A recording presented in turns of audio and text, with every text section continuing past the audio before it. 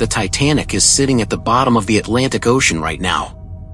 We know exactly where it is: 41°43'57 N, 49°56'49 W. We've sent cameras down into its empty ballrooms. We've sent submarines that drifted through its shattered windows. We've even sent tourists, paying a fortune to stare at a grave through 6 inches of acrylic.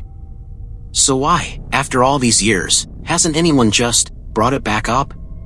Why does the most famous ship in human history still lie in the cold and the dark, 2.5 miles down, where the pressure can crush steel like paper? It seems like the obvious move, doesn't it? Turn the Titanic into a museum. Charge admission. You'd make billions. The world would line up to walk its decks. And people have tried. Over the past century, engineers, billionaires, salvage companies, and dreamers have proposed dozens of plans to raise the Titanic. Some were creative. Some were so insane they bordered on poetry. And every single one of them failed.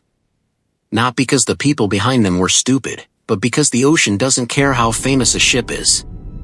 The ocean doesn't negotiate. The Titanic rests roughly 12,500 feet below the surface of the North Atlantic. That's about 2.5 miles straight down. To feel that distance in your bones, imagine stacking the Empire State Building on top of itself more than 8 times. That tower of glass and steel still wouldn't reach the wreck from the surface. At that depth, the water pressure is around 6,000 pounds per square inch. That's 400 times the pressure you feel standing on a beach right now. Your lungs would be crushed instantly, not slowly, not painfully, but in a fraction of a heartbeat, as if they never existed. A normal submarine hull would crumple like a soda can under a boot. And in June of 2023, the world saw exactly what that pressure can do to something that wasn't built to withstand it. The Titan submersible, operated by OceanGate, was carrying 5 people down to visit the Titanic. It suffered a catastrophic implosion.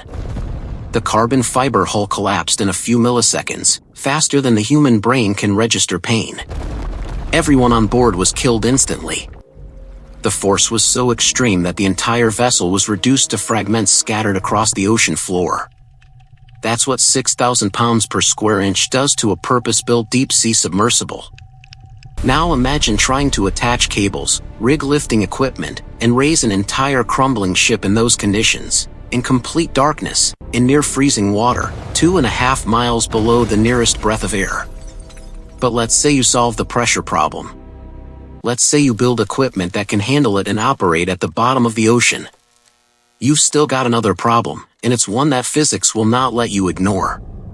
Weight. The Titanic displaces over 52,000 tons. That's the weight of roughly 36,000 cars. No crane on Earth, not the largest floating crane vessel ever built, not any machine we can imagine, can lift that. No cable system ever manufactured could handle that kind of load from that depth. The tensile strength required simply doesn't exist in any material we currently produce at that scale. The cables would snap like thread. And even if you could somehow generate enough upward force, the ship itself would fall apart the moment you tried. Because here's the thing most people don't realize. The Titanic isn't sitting down there in one proud piece, waiting to be rescued. It broke in half as it sank. The bow and the stern are separated by about 2,000 feet of open ocean floor, a field of debris and silence between them. The bow section looks surprisingly intact in photographs, a ghostly silhouette emerging from the darkness. But the stern is barely recognizable. It's a twisted, compressed pile of steel that doesn't even look like part of a ship anymore. It looks like a wound. And even the bow, which appears solid from the outside, is incredibly fragile. The steel has been weakened by over a century of corrosion. Entire sections of railing have already collapsed into the abyss. The decks are buckling inward, slowly folding in on themselves like a dying flower. If you attached cables to the hull and started pulling, the ship wouldn't rise. It would disintegrate into a cloud of rust and splinters, scattering across the seafloor. You can't lift a ghost. But that hasn't stopped people from coming up with some truly wild ideas. One of the most famous proposals suggested filling the wreck with ping-pong balls, millions and millions of them. The theory was that all those tiny air-filled spheres would create enough buoyancy to float the ship to the surface. It's actually a clever idea on paper, a kind of desperate optimism. But at 6,000 pounds per square inch, every single ping-pong ball would be crushed flat the instant it reached the wreck. Not one would survive. Another plan proposed injecting the hull with petroleum jelly to displace the water and create buoyancy. Someone else seriously suggested encasing the entire ship in a giant block of ice, which would theoretically float it to the surface. Engineers at the BOC group actually calculated what that would require: 500,000 tons of liquid nitrogen pumped down to the seafloor. To put it mildly, not practical. And then there was the idea from Clive Cussler's 1976 novel Raise the Titanic. In the book, the hero patches the holes in the hull, fills the ship with compressed air, and the Titanic rockets to the surface like a submarine blowing its ballast tanks. It's a great scene. It made for a dramatic movie poster. But it was written when people still believed the Titanic sank in one piece. It didn't. And even if it had, compressed air at that depth would require pressures no hull could contain. The ship would have exploded, not risen. None of these ideas would work. Not even close. But someone did manage to bring part of the Titanic to the surface. And the story of how it happened is almost as dramatic as the sinking itself. In 1994, a company called RMS Titanic Incorporated spotted a massive section of the ship's outer hull lying in the debris field. It was a piece of the starboard side, roughly the size of a bus, with 4 portholes still intact. 3 of them still had glass in them, glass that had looked out onto the Black Atlantic for 84 years. They called it the Big Piece. And they decided to bring it home. The first attempt came in 1996. The plan was to attach diesel-filled flotation bags to the section, inflate them, and slowly float the 15-ton fragment to the surface. They had 3 expedition ships on site. 2 full-size cruise ships circled nearby, packed with paying spectators, Titanic survivors, and even celebrities. Thousands of people stood at the rails as the flotation bags were released, and the Big Piece began its 2-hour ascent. When the bags finally broke the surface, the crowd erupted in cheers. And then a hurricane arrived. The weather tore through the recovery site without mercy. The lines holding the Big Piece snapped, and the 15-ton section of hull plummeted back to the bottom of the Atlantic, disappearing into the darkness as if the sea had decided to keep it. The mission was abandoned. 2 years later, in 1998, they went back. New plan. Better equipment. This time, when the Big Piece broke the surface, it stayed. It was carefully pulled onto a recovery vessel, dripping seawater in history.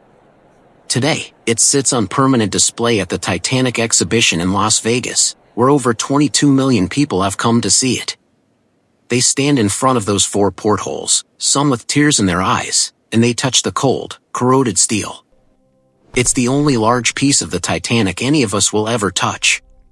And it took 4 years, 2 full expeditions, millions of dollars, and the kind of luck you can't plan for. And it weighed 15 tons. The full ship is over 52,000. Over the decades, salvage teams have recovered more than 5,500 artifacts from the wreck site. Plates still stacked in their wooden racks. Jewelry that once rested against a woman's collarbone. Coins from a dozen different countries. A violin, the very one Wallace Hartley played as the ship went down. Even the ship's engine telegraphs, frozen at full astern.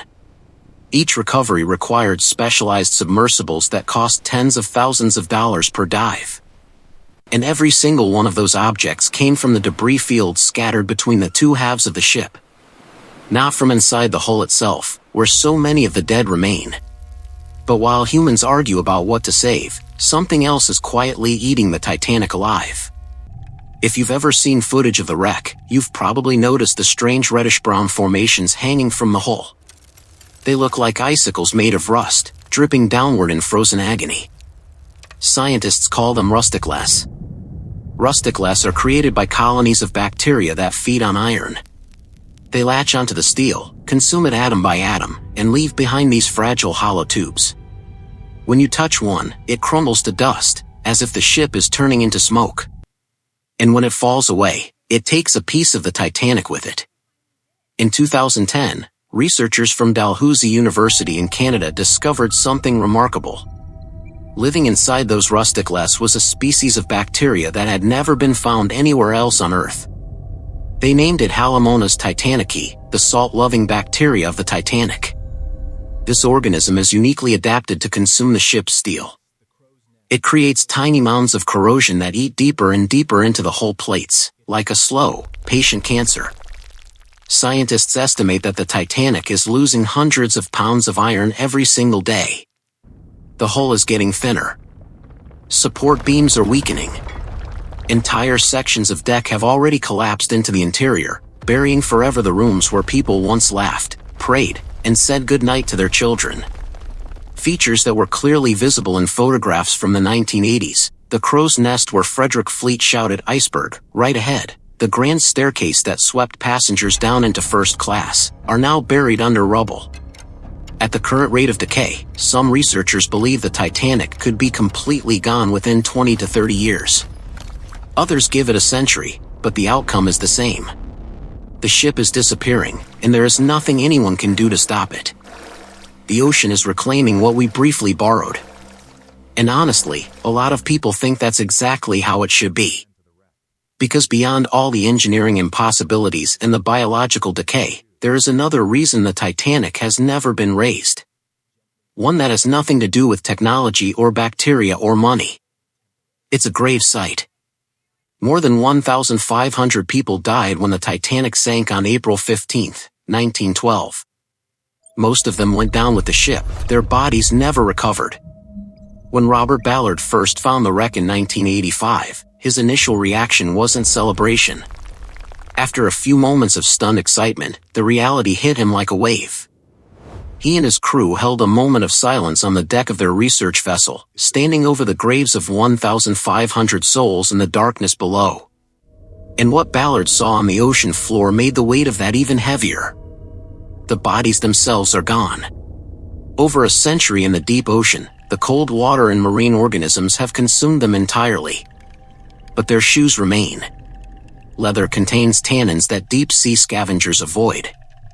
So scattered across the debris field, exactly where passengers fell, are pairs of shoes, lying undisturbed on the sediment as if their owners simply stepped out of them and walked away. A mother's shoes next to her daughter's. That's all that's left. A silent, unbearable museum of loss. Since the discovery, multiple governments have moved to protect the site. In 2012, exactly 1 century after the sinking, the United Nations officially declared the wreck a protected cultural heritage site. The United States and the United Kingdom ratified a separate treaty in 2019 that specifically regulates who can visit the wreck and what they can remove. Both governments now have the power to grant or deny licenses for any activity within 1 kilometer of the site. The wreck is treated with the same reverence as a cemetery. Because that's what it is. It's a cemetery without headstones, where the dead are remembered only by the absence of their bodies. So the real answer to the question is layered, heavy with both physics and sorrow. We haven't raised the Titanic because we can't. The depth is too extreme. The pressure is too crushing. The ship is too heavy, too fragile, and too far gone. But we also haven't raised it because we shouldn't. Somewhere in that wreck, tangled in the corroding steel and settling into the sediment, are the last traces of people who never made it home. Families who sold everything they owned for a ticket to America. Workers who saved for months to afford a third-class fare. A Mexican lawyer named Manuel Urichurtu, who sent his mother a postcard of the ship the day he boarded, promising to visit her when he got home. She never saw him again. The ocean is taking the Titanic back. Piece by piece, day by day. The bacteria will keep eating. The steel will keep thinning. The decks will keep collapsing into silence. And in a few decades, there may be nothing left at all, just a faint impression on the seafloor where a ship once rested, and where 1,500 people spent their final moments in the dark. For those 1,500 souls, maybe that's the most fitting end there is. Not a museum. Not an attraction. Not a spectacle raised for profit and applause. Just the quiet deep, and time doing what time does. And the shoes, side by side in the dark, keeping their silent vigil until the sea finally erases them too.